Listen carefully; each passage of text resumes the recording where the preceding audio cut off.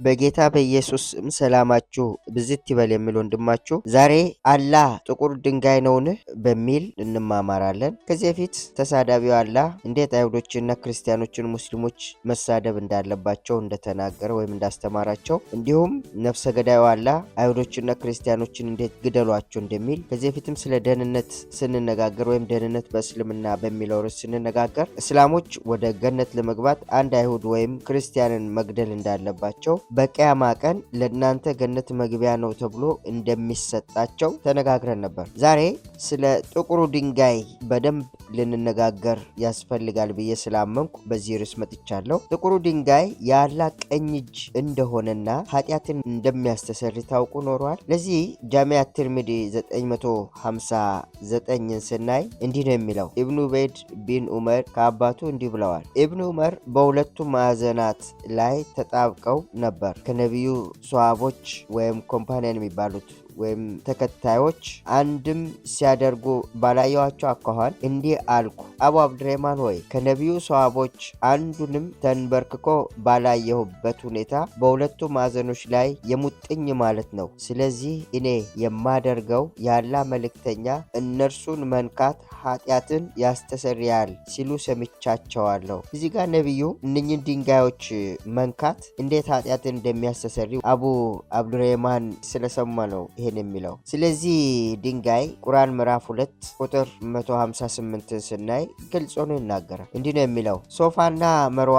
እኚህ ሶፋና መርዋ የሚባሉት መካ ላይ ያሉ ሁለት ተራሮች ሲሆኑ በእነኚህ ተራሮች መካከል ነው ይሄ ቤቱ ያለው። ካባ ያለው እዛ ነው። ካባ አንዱ ጥግ ላይ ብላክ ስቶን ይሄ ጥቁሩ ድንጋይ አለ። ሶፋና መርዋ ከአላህ ትእዛዝ መፈጸሚያ ምልክቶች ናቸው። ቤቱን ካባን ማለት ነው። ቤቱ ካባ እንደሚባል ነግራቸዋለሁ። በሐጅ ወይም በኡምራ ስራ የጎበኘ ሰው በሁለቱ መካከል በመመላለሱ በእርሱ ላይ ኃጢአት የለበትም። መልካምንም ስራ በፈቃደኝነት የሰራ ሰው አላህ ይመነዳዋል። አላህ አመስጋኝ አዋቂ ነውና ነው የሚለው። እነኚህ ሁለቱ ተራሮች ሶፋና መርዋ በእነሱ መሃል ያለው ካባን ከተለያዩ ዓለማት ኢትዮጵያንም ጨምሮ በእነኚህ በሁለት በሐጅ ወይም በኡምራ ጊዜ ሄደው ሰዎች በመሳማቸው ኃጢአት እንደሌለባቸው ኃጢአታቸው እንደተሰረየ እንዲያምኑ ነው ይሄንን የሚያሳየው። ይሄ ካባ ቁርአን ምዕራፍ 2 ወይም አልበቀራ ላይ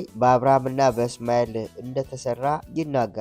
በእነኚህ ጊዜያት ሄደው ካባን 7 ጊዜ ይዞራሉና ይሄን መዞራቸውን ስናይ እስራኤላውያን ኢያሪኮን 7 ጊዜ ኢያሱ መጽሐፍ ላይ 7 ጊዜ ከዞሩ በኋላ ኢያሪኮን ግንቡ እንደፈረሰ እናገኛለን በመጽሐፍ ቅዱሳችን። ያንኑ ኮፒ አድርገው አምጥተው ይሄንን የሚፈጽሙ ነው የሚመስለኝ። ጥቁሩ ድንጋይን ደግሞ ስናይ በትንሣኤ ቀን አፍ አውጥቶ እንደሚናገር ወይም እንደሚመሰክር የነሱ ሐዲስ መጽሐፍ ይናገራል። ይህንን የምናይ ሲሆን ስለዚህ ጥቁር ድንጋይ ከየት መጣ የሚለውን ደግሞ ሱናን አናሳይ 2935 ላይ ስናይ ከሰማይ አላህ ዘንድ ከላይ እንደመጣ ሲናገር፣ ጃሚዓ ትርሚዲ 877 ላይም ተመሳሳይ ነገር ነው የሚናገረው። The messenger of Allah said the black stone descended from the paradise and it was more white than milk. Then it was black by the sin of the children of Adam ነው የሚለው። ከወተት በላይ ነጭ የሆነው ድንጋይ ከላይ ከአላህ ዘንድ ወይም ከሰማይ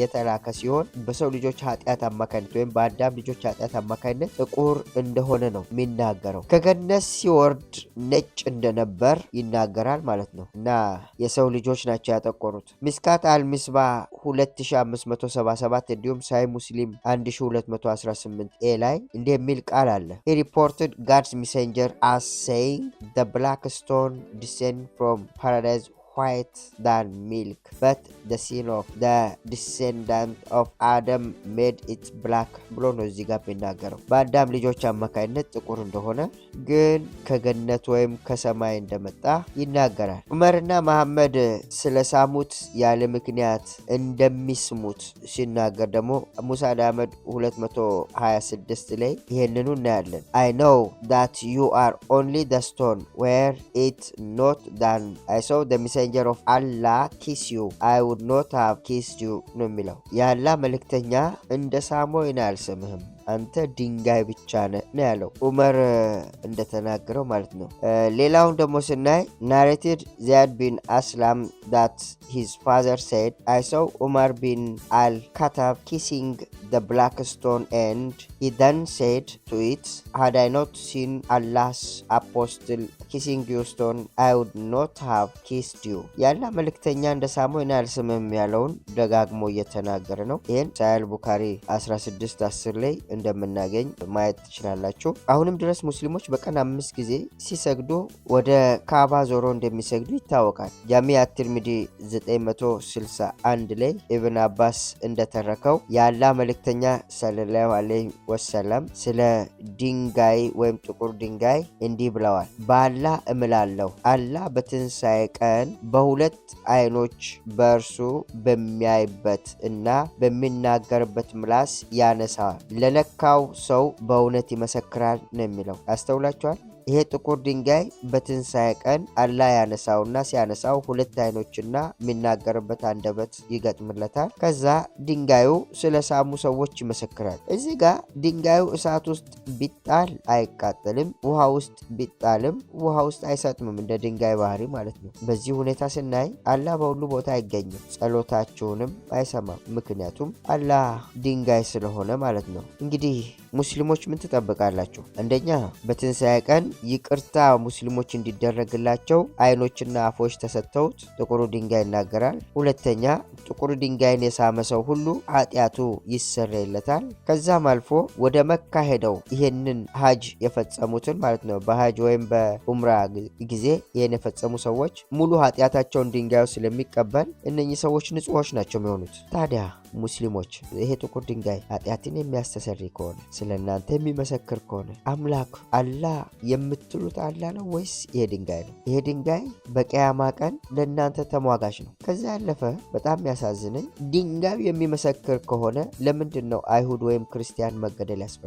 በትንሣኤ ቀን አይሁድ ወይም ክርስቲያን አንድ ይሰጣችሁና ወደ ገነት መግቢያ መንገዱ እሱ እንደሆነ እሱን እንድትሰዉት ትደረጋላችሁ። ይሄ ድንጋይ ካለ የሰውን ሕይወት ማጥፋት ምን ይሉታል? የእኛ መጽሐፍ ቅዱስ ግን የሰውን ሕይወት አጥፋይል፣ እንዲሁም ጠላት ቢሆን እንኳን ውደደው ነው የሚለው፣ ቢራብ አብላ ነው የሚለው። እና የእናንተ አምላክ አላህ አንደኛ ጸሎትን አይሰማም፣ ሁለተኛ ነገር ደግሞ ነፍሰ ገዳይ ነው፣ ሶስተኛው ነገር ስለ አላህ የሚናገረው ወይም ደግሞ ኃጢአትን ይቅር የሚለው ይሄ ድንጋይ ነው። እንግዲህ የሚምር አላህ ነው እያላችሁ ይሄ ድንጋይ ደግሞ ኃጢአትን የሚምር ከሆነ ወይም የሚያስወግድ ከሆነ በእርግጥ አላህ ድንጋዩ ነው ማለት ነው። እና አትሳቱ ሙስሊም ወገኖቼ፣ እንዲህ አይነት ተረትን እየሰማችሁ ዘመናችሁን አጨርሱ። በእርግጥ የእናንተ መምህራን እንዲህ አይነት ትምህርት እንደማያስተምሩ አውቃለሁ፣ ግን እውነቱን ወቁ። ይሄን የሚናገራችሁ ወይም እንዲህ የተሰወሩ ኡስታዞቻችሁ የማያስተምሯችሁን ነገር የሚነግራችሁ ስለሚወዳችሁና ከጥፋት እንድታመልጡ ስለሚፈልግ ነው። ዛሬም እግዚአብሔር በልጁ በኢየሱስ በኩል ያዘጋጀውን የደህንነት መንገድ በማመን ከዘላለም ፍርድ እንድታመልጡ ጥሬን ያቀርባሉ።